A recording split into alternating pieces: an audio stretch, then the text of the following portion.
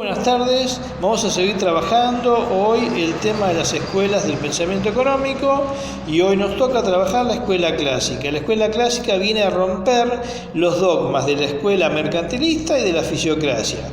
Nace y surge más o menos aproximadamente en 1750, ¿sí? Con la revolución industrial. Fíjese la palabra revolución industrial, dos palabras combinadas. Revolución industrial viene a ser como un cambio en las manufacturas, como en los procesos productivos, ¿sí? Entonces la revolución industrial y la escuela clásica lo que tienden es a un trabajo en la especialización, la división del trabajo dentro de las empresas productivas, básicamente. La idea de los economistas clásicos son bastante homogéneas entre sí. Los economistas clásicos más nombrados fueron Adam Smith, David Ricardo, John Baptiste Say, Malthus y por fuera del pensamiento de los anteriores, Carlos Marx. Bien, voy a empezar a nombrar cada uno de esos y lo que decían, lo que opinaban en su tiempo. Bien, el primero, Adam Smith. Adam Smith es considerado el padre de la economía. Para que ustedes se pongan en tema, Adam Smith es el padre de la economía. Y Adam Smith decía que el funcionamiento económico de una sociedad descansa en las leyes del mercado, ¿sí? Y en la interacción del interés individual, ¿sí? Y la competencia. O sea, leyes de mercado, interés individual y en la competencia. ¿Qué significaría? Oferta, demanda, voluntad de las personas y competencia, ¿sí? Entonces el empresario debería ser obligado, pues a fuerzas de la competencia, debería ser eficiente que en mantener costos bajos, porque de esa forma, con costos bajos, el empresario puede ser competitivo, ¿sí? Otra cosa que decía Adam Smith era que no debía haber intervención del Estado, del gobierno. No debería intervenir en la economía, solamente debería intervenir brindando lo que sería una economía de empresa, ¿sí? Una regulación y economía de empresa. Una economía de empresa sería más o menos así como que el Estado debería construir puentes, construir caminos, ¿sí? ¿Para qué? Para que las empresas llegaran a los centros de consumo más seguras y más rápidas, ¿sí? O sea, que al empresario se le haga más fácil producir y entregar sus productos y sus mercancías, ¿sí? Por eso la libertad de empresa. Eso es lo que quería Adam Smith, ¿bien? Y otra de las cosas que decía era la división del trabajo. Pregonaba la especialización del trabajo, ¿sí? Y el trabajo repetitivo. Eso es lo que hace. Al hacer trabajo repetitivo y especialista, el obrero iba a ser cada vez más rápido en producir. Bien. Ahora, otro de los autores de la escuela clásica es David Ricardo. David Ricardo también con una visión homogénea a Adam Smith. Sí, decía lo siguiente, que no deberían existir ni gremios ni asociaciones. O sea, las empresas no debían asociarse entre ellas, y menos gremios. No quería gremialismo, ¿sí? Figúrese hoy en día, ¿sí? Con la presión del gremialismo. Figúrense que si eso lo decía hace más de 200 años, ¿cómo sería hoy? ¿Sí? Donde el gremialismo tiene una posición fuerte, ¿sí? En la economía, en la vida de la gente y presionando a los gobiernos, ¿sí? Básicamente cuando los gremialistas están todos escondidos bajo la mano del unicato, el unicato sindical, ¿sí?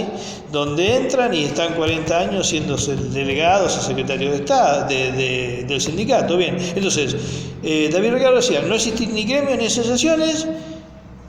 Otra cosa es no formación de acuerdos entre empresas, competencia pura y no intervención del Estado. Esos eran los dogmas de David Ricardo. Otro de los economistas clásicos es Malthus. Malthus, que fue un sacerdote. Sin embargo, les voy a contar qué es lo que pensaba él. Malthus estaba preocupado porque la población crecía, o sea, las bocas, la gente para alimentar, crecía muy rápidamente y los alimentos no tanto.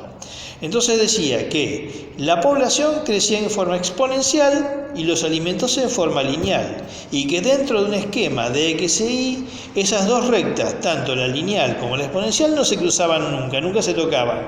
¿Qué pasaría en eso? Figúrense en lo siguiente: 200 años atrás, ¿sí? O un poquito más, población 1.000 millones de bocas. Hoy, casi 2020, 7.000 millones. ¿Creció exponencialmente? Sí, se multiplicó en 6, mientras que los alimentos no tanto, ¿sí? Ahora, Malthus lo que veía con buenos ojos, y figúrense que era sacerdote, lo que veía con buenos ojos era lo que él llamaba los reguladores naturales. Y un regulador natural era, por ejemplo, una epidemia que venía y diezmaba una población, ¿sí? O una guerra, ¿sí? O una plaga, ¿sí? Entonces él veía con buenos ojos que pasaran esas cosas. ¿Cómo se encontraría hoy la teoría de Malthus? No estaría tan errado, hubiese estado tan errado si no hubiera aparecido la tecnología en los campos, lo que permite que el campo produzca más. El campo produce más. En aquel tiempo el campo rendía un proyecto anual. Porque se trabajaba con arado, se trabajaba con azada, totalmente manual. Hoy en día ya no, hoy en día prácticamente un tractor hace todo, ¿sí? Entonces la tecnología y los agroquímicos que hoy le ponen a lo que se siembra en el campo, potencia que crezcan más rápido, ¿sí? Después veremos si están enfermedades o no, eso es costal para otra cosa, ¿sí? Estamos hablando en economía, ¿sí? ¿Cómo vino a ayudar los agroquímicos para que se multiplicara la producción? Bien, bueno, ¿qué me queda? Me queda C, Juan Bautista C. C decía que él era partidario de lo que llamó la ley de los mercados, ¿sí? La oferta crea su propia demanda, más o menos ese es el concepto. ¿Qué significaría? Que si un empresario fabrica un producto X, cualquiera, llamémosle producto X, ¿sí? Fabrica 100 unidades, las vende todas. Al día siguiente fabrica 110 y la vende. Si fabrica 120 y la vende, él va a fabricar en función de lo que le vaya vendiendo, lo que le vayan comprando a él. Ahora, ¿qué pasa si fabricara 100 unidades y vende 40? Tiene un excedente, ¿sí? Ese excedente no lo va a volver a fabricar, o sea, probará de fabricar las 40 unidades al día siguiente y si las vende, sería su punto de equilibrio, la cantidad de unidades que él va a fabricar en función de lo que va a vender. Nada más y simple que eso, ¿bien? Ahora, me queda el último, que me queda Marx. Marx era un filósofo, llamarle filósofo alemán, judío alemán, ¿sí? Que él estaba diametralmente opuesto a todas esas ideas, y él decía que el empresario, ¿sí?, lo que hacía era explotar al trabajador, ¿sí?, y tenía un nombre, él le daba un nombre de plusvalía, ¿sí?